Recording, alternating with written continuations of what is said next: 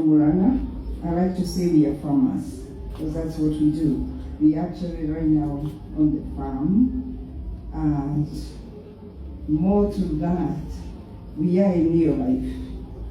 That's the best part of my story, that we got to know New Life, and that's why I stand in front of you, not because of farming, because of New Life, because it's a big story for me. New Life is life. I am a mother of two and a grandmother of two, and by training I'm a mental health clinician, still working with my team from the US, where my business is and where we are based, half and half in the US and here. And I'm also very proud to say that I also have a business in New Life. That's again my big point of being here.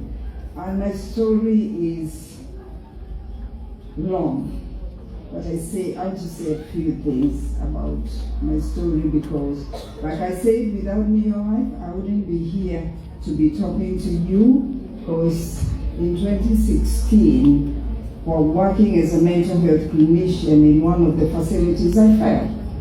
And I felt real good. And I wasn't wearing the heels I'm wearing, by the way. Don't think that's why I fell. But I love heels and I love heels. But I was in flat shoes and I fell and I moved a disc on my spine. And I yanked off my right shoulder. And that saw me in hospital undergoing 5 major surgeries. As I stand before you, I have 6 screws on my back, holding my spine together. If they're yanked out, I'll be no more, because without your spine, who are you? And that's what the doctor told me. Rachel, I'm sorry, but we have done what we could do, but all the surgeries have failed, and you're going to be permanently disabled. They left me on a wheelchair, which I had to use for about 3 years. They left me unable to do anything for myself. My husband had to abandon his farming to come over to the US to take care of me, do everything including going to the bathroom. And I think that was the lowest point in my life, where I couldn't do anything. I couldn't even go to the kitchen. I couldn't even eat. I had lost so much weight. Right now, I've eaten a lot of bananas in Moranga, like you can tell. But then I could not eat anything. So I continued in that desperation.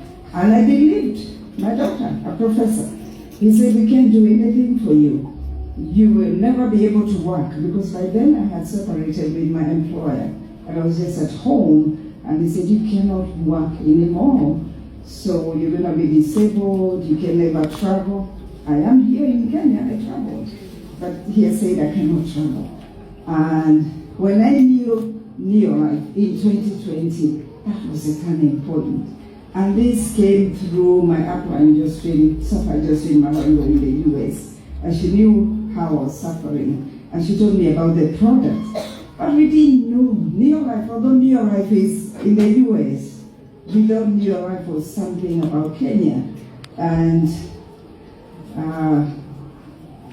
to Ruby Grace Chelly, I like to call her Mother Hen, because what she did for me was just like a mother taking care of their little chicks. She is the one who made me even think and pay attention to the products. And I started taking the products. And